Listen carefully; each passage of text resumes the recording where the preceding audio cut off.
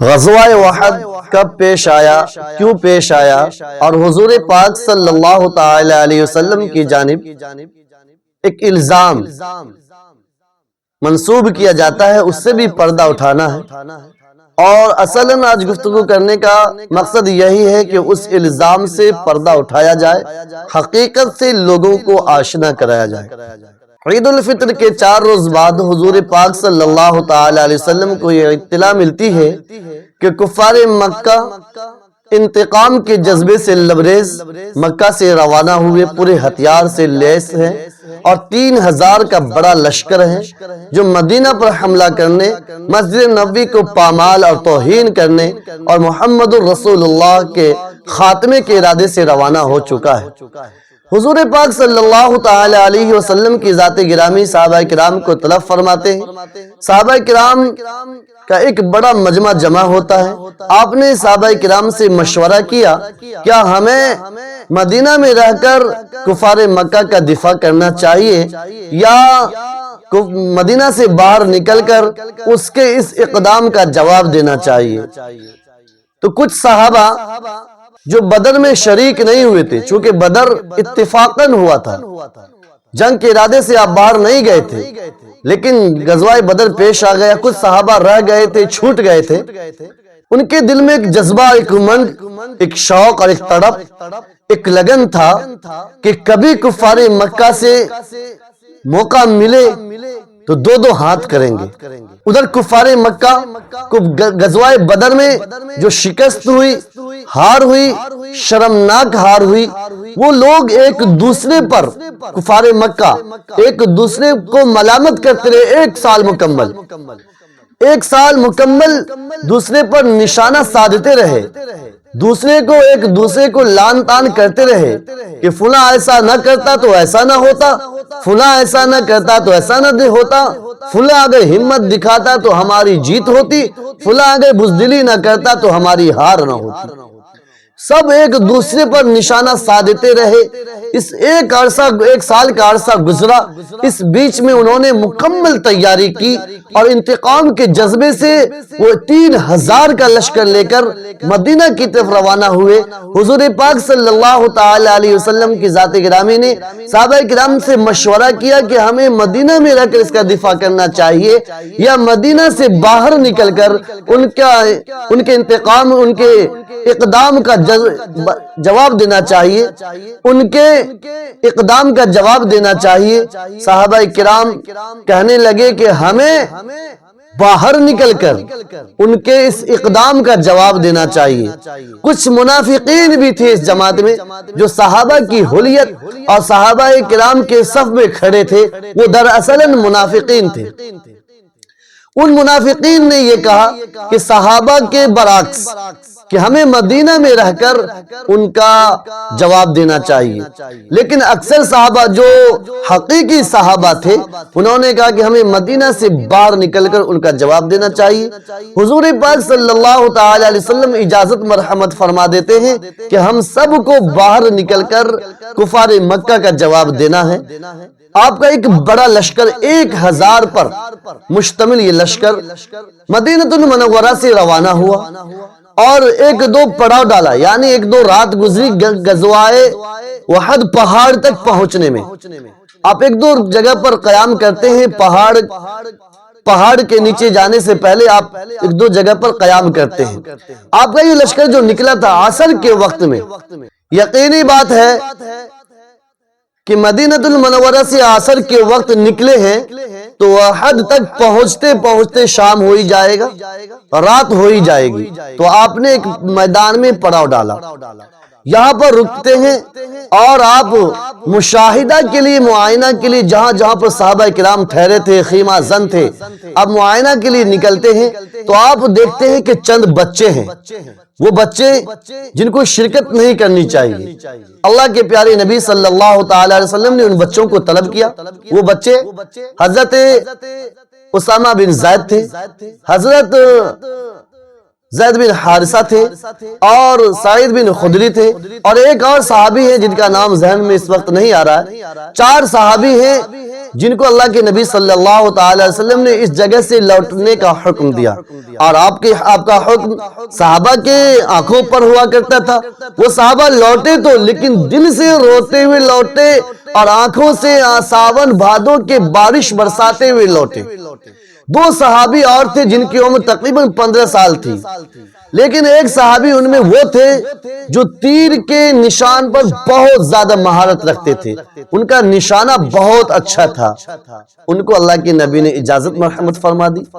ایک صحابی اور ہے جن کو 15 سال کی عمر ہے لیکن ان کا نشانہ اتنا اچھا نہیں، وہ کہنے لگے کہ اللہ کے نبی آپ نے ان کو اجازت دے دی، حالانکہ میں جس کو تیر کا نشان اچھا ہے اس سے میں کشتی کراؤں گا تو میں غالب آ جاؤں گا، میں طاقتور ہوں، میں مضبوط ہوں، اس سے مجھے آپ کشتی کرائیں گی۔ اللہ کے نبی نے کہا اچھا آ جاؤ، دونوں کی کشتی کرائی۔ یہاں پر علماء کرام ایک نقطے کی بات لکھتے ہیں، وہ یہ لکھتے ہیں کہ جب کشتی اللہ کے نبی نے اجازت دی تو جس کو جانے کا شوق تھا اس نے کہا کہ بھائی تم کو تو اجازت مل ہی گئی ہے اللہ کے نبی کی جانب سے، تم اگر گر جاؤ گے، چت ہو جاؤ گے تو مجھے بھی اجازت مل جائے گی، میری بھی قوت اللہ کے نبی کے سامنے ظاہر ہو جائے گی، مجھے بھی اجازت ہو جائے گی، میں بھی جہاد میں شریک ہوں گا۔ گویا کہ ایسا ہی ہوا، وہ ان کو پچھاڑ دیتے ہیں، اللہ کے نبی نے دونوں کو اجازت دے دی۔ عرض کرنا یہ مقصود ہے کہ اس شوق، یہ جذبہ جہاد میں شرکت کا، وہ نونہال جوان یہ شوق رکھتے تھے کہ آپس میں کمپرمائز کر کے کہ دونوں کو شرکت کا موقع مل جائے۔ اللہ کے نبی صلی اللہ تعالی علیہ وسلم نے اجازت مرحمت فرما دی۔ اگلے روز یہ قافلہ، یہ لشکر یہاں سے روانہ ہوا، وحد پہاڑ کے پاس پہنچے۔ آپ نے کچھ دوری سے دیکھا کہ کچھ دوری پر کفار مکہ خیمہ زن ہے، اور خیمہ زن ہے، آمنے سامنے دکھائی دیتا ایک بڑا لشکر ہے، ان کے پاس بہت سارے گھوڑے ہیں، ہزاروں تو وہ اونٹ لے کر آئے تھے، اس لیے کہ روزانہ ایک اونٹ ذبح کریں گے اور روزانہ بھوج چلے گا۔ بڑا لشکر لے کر آئے تھے اونٹ کا کہ روزانہ ایک ایک اونٹ کھائیں گے، اور اس بار محمد اور محمد کے ماننے والے خلفاء اجلہ جو حضرت ابوبکر صدیق، عمر فاروق، عثمان غنی، حضرت علی، حضرت حمزہ اور دیگر صحابہ کرام جو تھے، ان کا خاتمہ کر دینا۔ اللہ کے پیارے نبی صلی اللہ تعالی علیہ وسلم یہاں پر قیام کرتے ہیں، تشریف رکھتے ہیں۔ یہاں جس جگہ پر آپ قیام کرتے ہیں ایک تو میدان ہے، ایک دوسرا درار ہے۔ اس درار پر اللہ کے نبی صلی اللہ تعالی علیہ وسلم نے 50 صحابہ کو متعین کیا اور زبیر بن عوام رضی اللہ تعالیٰ عنہ کو اس 50 صحابہ کا امیر بنایا، اور یہ کہا کہ ہم کسی بھی حالت میں ہو، فتح میں ہو یا مغلوب ہو، جس حالت میں ہو تمہیں اس درار پر ٹھہرے رہنا ہے، یہاں سے نیچے نہیں اترنا ہے۔ اگلے روز 750 صحابہ کرام کی تعداد 1000 تھی۔ جب وہ منافقین جنہوں نے یہ کہا تھا کہ مدینہ میں رہ کر ہمیں مقابلہ کرنا چاہیے، ان کو ایک بہانہ مل گیا۔ جب انہوں نے کفار کا ایک بڑا لشکر دیکھا، اونٹوں کا ایک بڑا قافلہ دیکھا، اور وہ دیکھا کہ بہت سارے گھوڑے ہیں، وہ ہتھیار سے پر طریقے سے لیس ہے، یہ تو ایمان والے تھے نہیں، ان کا ایمان اللہ اور اللہ کے رسول پر نہیں تھا۔ ان کو ایک بہانہ مل گیا کہ ہم نے کہا تھا کہ مدینہ میں رہ کر ہمیں کفار مکہ سے مقابلہ کرنا ہے، اور تم نے ہماری بات نہیں مانی، اس لیے ہم تم سب کا ساتھ نہیں دیں گے۔ عبداللہ بن سلول یہ منافقین کا سردار تھا، منافقین کا جو سردار تھا، اس نے یہ کہہ کر کہ تم نے ہماری بات نہیں مانی ہے، وہ 300 اپنے ساتھیوں کو لے کر، جو 300 منافقین تھے، ان کو لے کر وہاں سے روانہ ہو گئے۔ اور جو نئے مسلمان ہوئے تھے چند دن پہلے، چند مہینہ پہلے، انہوں نے دیکھا کہ اچھا خاصے لوگ، 300 لوگ 1000 میں 300 چھڑ جائیں تو اچھے خاصے ہی ہوں گے۔ انہوں نے دیکھا کہ 300 لوگ سواری لے لے کر واپس ہو رہے ہیں، تو ان کا دل میں ڈاما ڈول ہوا کہ ہمیں کیا کرنا چاہیے. لیکن اللہ نے، چونکہ وہ کامل ایمان والے تھے، اللہ نے ان کی کفالت کی، ان کی حفاظت کی. واللہ ولیہم، اللہ نے ان کے دل کو مضبوط کیا کہ جاتے ہیں تو جانے دو، اس کی پرواہ مت کرو، اللہ تمہارے ساتھ ہے، اللہ کی مدد تمہارے ساتھ ہے، اللہ کی نصرت تمہارے ساتھ. یہ منافقین جو جا رہے تھے، منافقین کہتے ہیں کس کو؟ جو زبان سے ظاہر کرے کہ ہم ایمان والے ہیں اور دل اس کا ایمان والا نہ ہو، دل سے وہ اللہ کے رسول کو نہ مانتا ہو. اس منافقین، جو بھی منافق ہے، اس کا انجام بہت برا ہے. ان المنافقین یخادعون اللہ وہو خادعهم. دوسری جگہ اللہ نے ارشاد فرمایا ان المنافقین فی الدرک الاسفل من النار تجد لهم نصیرا. اللہ نے ارشاد فرمایا کہ منافقین جہنم کے سب سے نچلے درجے میں ہوں گے، سب سے نچلے درجے میں ہوں گے، اور ان کا کوئی معین بھی نہیں ہوگا، کوئی مددگار بھی نہیں ہوگا، کوئی ہیلپ اور تعاون کرنے والا بھی نہیں ہوگا. یاد رکھو مسلمانوں، آج کے دور میں بھی منافقین پائے جاتے ہیں. پہلے منافقین اعتقادی تھے اور آج کا منافق عملی ہے. زبان سے کہتا کچھ ہے، دل میں رکھتا کچھ ہے.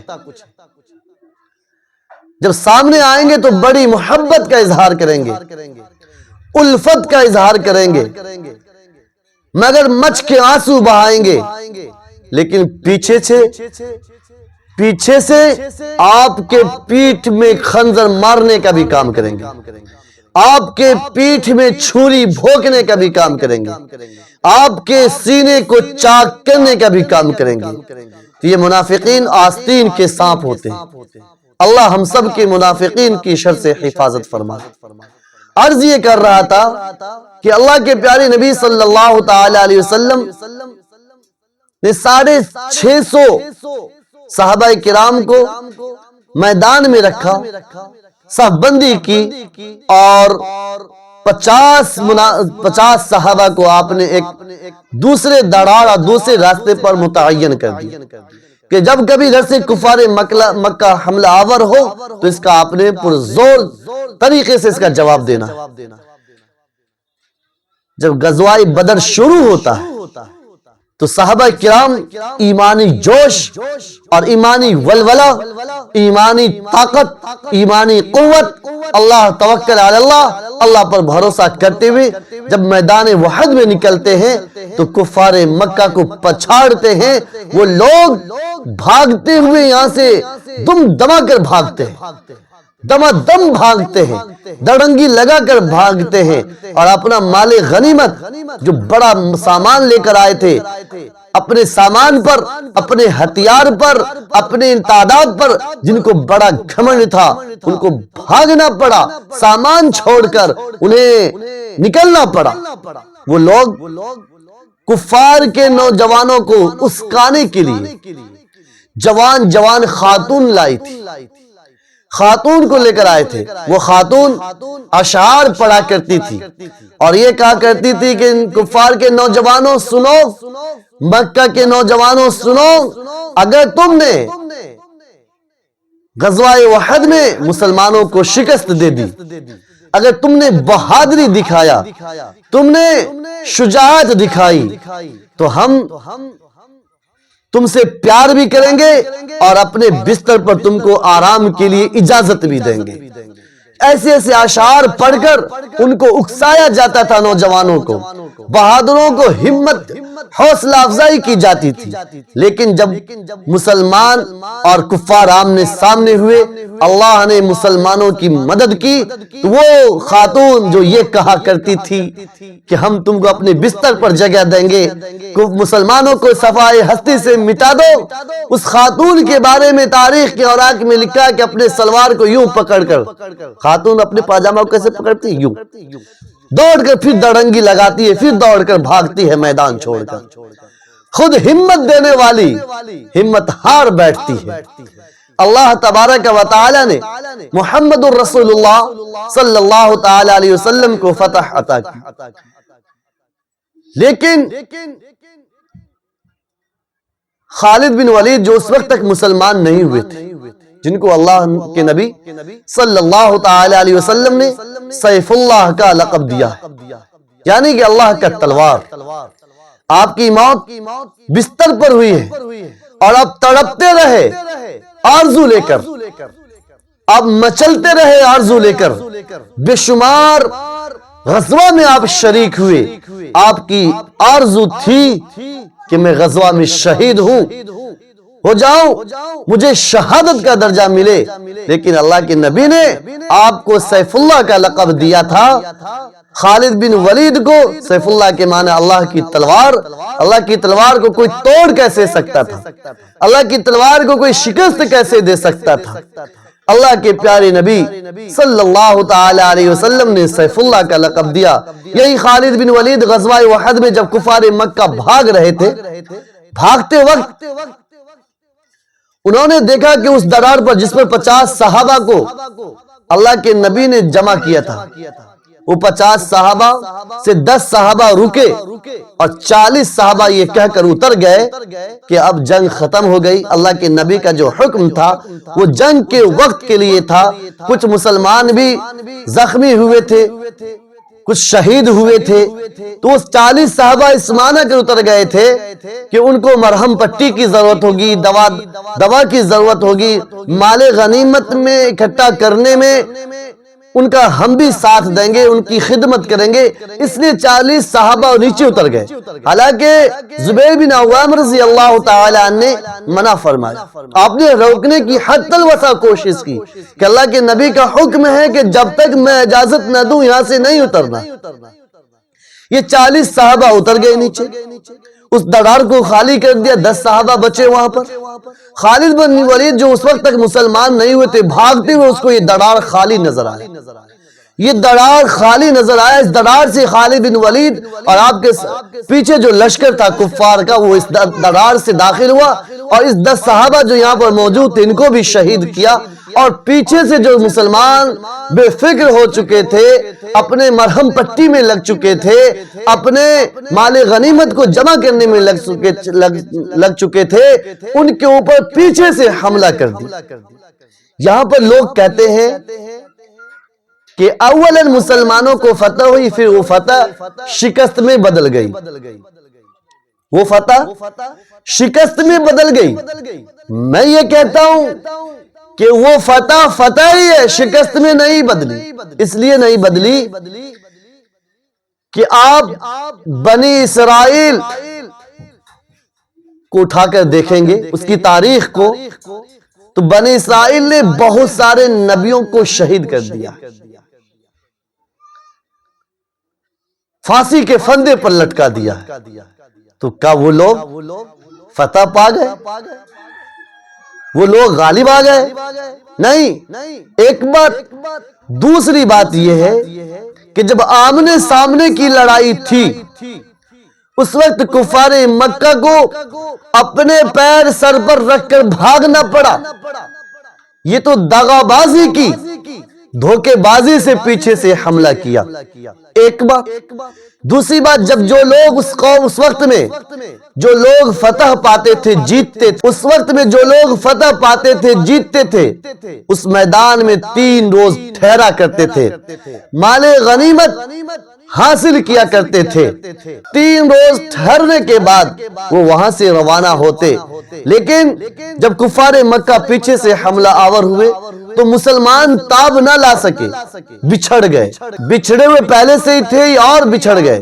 کچھ صحابہ کرام جوش میں آ کر لڑنا شروع کر دیتے ہیں۔ اللہ کے پیارے نبی صلی اللہ تعالی علیہ وسلم پر ایک کفار مکہ پتھر چلاتا ہے، آپ کا جو لباس تھا کڑی کا، جسے زرہ کہتے ہیں، اس کا 2 کڑی آپ کے رخسار مبارک میں گھس جاتا ہے، آپ کے دندان مبارک شہید ہو جاتے ہیں۔ اسی غزوہ کے اندر حضرت حمزہ رضی اللہ تعالی عنہ شہید ہو جاتے ہیں۔ اور دیگر صحابہ کرام شہید ہو جاتے ہیں۔ مسلمانوں کو جانی اعتبار سے یہاں پر نقصان ہوا ہے، مسلمانوں کو نقصان تو ہوا، لیکن اس کو شکست نہیں کہیں گے، اس لیے کہ وہ لوگ جب مسلمان ڈٹے، جس نے پتھر مارا تھا حضور پاک صلی اللہ تعالی علیہ وسلم کے رخسار مبارک پر، اس نے یہ اعلان کر دیا کہ میں نے محمد رسول اللہ کو قتل کر دیا، میں نے شہید کر دیا۔ جو مسلمان لڑ رہے تھے وہ ہمت ہار بیٹھے، اور جو بیٹھے تھے وہ کھڑے ہو گئے کہ جب اللہ کے نبی نہیں رہے تو پھر ہم کو کیا رہنا، پھر ہمیں کیا رہنا۔ اور بہت سے صحابہ اللہ کے نبی صلی اللہ تعالی علیہ وسلم کے سامنے کھڑے ہو گئے، جدھر سے تیر آتا، جدھر سے حملہ ہوتا، وہ لوگ اپنے کاندھوں پر، اپنے ہاتھوں پر، اپنے جسموں پر لیا کرتے تھے۔ اللہ کے نبی صلی اللہ تعالی علیہ وسلم کی حفاظت فرمائے۔ اللہ کے نبی صلی اللہ تعالی علیہ وسلم نے جب صحابہ کرام کو ایک بار آواز دی تو تمام صحابہ یکجٹ ہو کر پھر کفار مکہ پر ٹوٹ پڑتے ہیں، پھر کفار مکہ دم دبا کر یہاں سے بھاگتا ہے، مال غنیمت بھی چھوڑ کر بھاگتا ہے اور دور نکل جاتا ہے۔ ادھر جب مسلمان کے ساتھ یہ دغا ہو ہی چکا تھا، مسلمان کے اوپر ظلم کا، ستم کا پہاڑ ٹوٹ ہی چکا تھا، اللہ کے نبی صلی اللہ تعالی وسلم کے رخسار مبارک میں جو کڑی دو گھس گئی تھی، حضرت ابو بکر صدیق اپنے دندان مبارک سے اس کو کھینچنا چاہتے ہیں۔ حضرت عبیدہ بن جراح رضی اللہ تعالیٰ عنہ آگے بڑھتے ہیں اور اتنے نرم لہجہ میں گفتگو کی کہ ابو بکر یہ موقع مجھے دیجیے، میں حضور پاک کے دندان رخسار مبارک سے اس کڑی کو کھینچنا چاہتا ہوں۔ اتنا حضور کی آرام کا اتنا خیال رکھا، اتنا خیال رکھا، اور اپنے دانت پر اتنا زور دیا کہ آپ نے ایک کڑی نکالی، حضرت حذیفہ کا ایک دانت شہید ہو گیا، ایک دانت ٹوٹ گیا۔ دوسری کڑی نکالی، حضرت حذیفہ، حضرت عبیدہ بن جراح کی دوسری دانت ٹوٹ گئی۔ یہ حضور سے سچی محبت کی علامت، یہ حضور سے پکی محبت کی شناخت ہے۔ حضور پاک صلی اللہ تعالی علیہ وسلم کا دندان مبارک اسی غزوہ میں شہید ہوا۔ حضرت حمزہ رضی اللہ تعالی عنہ کو اسی غزوہ کے اندر لولو ایک غلام تھا، ہندہ کا غلام تھا، اس نے حضرت حمزہ کو اسی غزوے میں شہید کیا، آپ کا مسلح بنا دیا، گویا کہ آپ کے جسم کے ناک، کان، مخصوص حصے کو کاٹ لیا گیا، آپ کے جگر کو نکال لیا گیا۔ اللہ کے نبی صلی اللہ تعالی علیہ وسلم جب اپنے چچا کو دیکھتے ہیں تو جوش اور جذبے میں آ کر کہتے ہیں کہ چچا، آپ کے بدلے میں 70 کفار مکہ کو شہید قتل کروں گا، 70 کفار کو مار ڈالوں گا۔ یہ لہجہ اللہ کے تبارک و تعالیٰ کو پسند نہیں آیا۔ اللہ نے فرمایا وَإِنْ عَاقَبْتُمْ فَعَاقِبُوا بِمِثْلِ مَا عُوقِبْتُمْ بِهِ، جتنا کیا گیا اتنا ہی کر سکتے، اس سے زیادہ نہیں۔ بہرکیف صحابہ کرام غزوہ احد میں یہیں پر ٹھہرے، کفار مکہ دم دما کر بھاگ چکے تھے۔ جب ان کو آگے چل کر احساس ہوا کہ ہم جیت کر بھی آئے اور بھاگ کر بھی آئے، مال غنیمت چھوڑ کر بھی آئے، ہم نے تو کچھ پایا ہی نہیں، ہم نے تو خاتمہ ہی نہیں کیا صحابہ کا، ہم نے تو محمد کا خاتمہ ہی نہیں کیا۔ جب ہم غالب آ گئے تھے، جیت گئے تھے، فتح مل گئی تھی، تو پھر مسلمانوں کو صفائے ہستی سے کیوں نہیں مٹائے؟ پھر وہاں سے روانہ ہونا چاہا، ارادہ ظاہر کیا کہ چلو پھر سے جاتے ہیں، اور اس وقت میں مسلمان خستہ حالت ہیں، زخمی ہیں، ان کے بہادر صحابہ شہید ہو چکے ہیں، چلو محمد کو اور محمد کے ماننے والے کو، محمد کے کلمہ پڑھنے والے کو صفائے ہستی سے مٹا دے۔ اللہ کے نبی صلی اللہ تعالی علیہ وسلم جب اس کے اس اقدام کا علم ہوتا ہے کہ وہ لوگ مسلمانوں کو، محمد کو، کلمہ پڑھنے والے کو صفائے ہستی سے مٹانا چاہتے ہیں، اللہ کے پیارے نبی صلی اللہ تعالی علیہ وسلم وہی زخمی صحابہ جو زخمی ہوئے تھے احد میں، ان کو لے کر پھر احد سے آگے بڑھ، کہ وہ ادھر نہیں آئیں گے، ہم ان کا خاتمہ کریں گے، ہم ان کا جواب دیں گے۔ جب انہوں نے مسلمانوں کی اس بہادری کا عالم دیکھا، ان کو جب علم ہوا کہ مسلمان پھر آ رہے ہیں ہم پر حملہ کرنے کے لیے، وہ لوگ پھر وہیں سے لوٹے، پھر دم دبا کر مکہ بھاگ گئے۔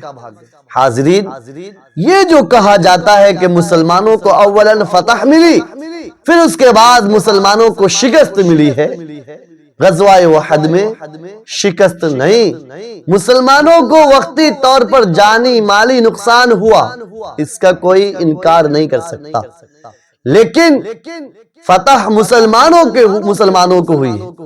اور دو باتیں یہاں پر عرض کرنا نہایت ضروری ہے اس غزوے سے متعلق، وہ یہ کہ ایک بات یہ یاد رکھیں کہ اس وقت تک مسلمانوں کو شکست، مسلمانوں کو مالی یا جانی نقصان نہیں ہوتا جب 50 صحابہ کرام حضور پاک صلی اللہ تعالی علیہ وسلم کے فرمان کے مطابق اس دڑار پر موجود رہتے، اس راستے پر موجود رہتے۔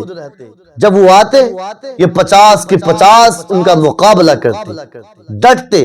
ایسے بھی وہ 3000 تھے، ادھر 700 صحابہ تھے، 650 صحابہ نے آمنے سامنے مقابلہ کیا، 50 صحابہ کو اللہ کے نبی نے اس جگہ پر ٹھہرایا تھا۔ جب 50 صحابہ، وہ لوگ بھی خالد بن ولید کے ساتھ جو گنے چنے لوگ تھے، 100 200 400 500 کی تعداد میں، وہ لوگ آئے تھے اس راستے سے۔ جب یہ 50 ان پر ٹوٹ پڑتے تو پھر وہ یہیں سے مڑ جاتے، یہیں سے انہیں منہ کی کھانی پڑتی، یہیں سے انہیں اپنے پیر سر پر رکھ کر بھاگنا پڑتا۔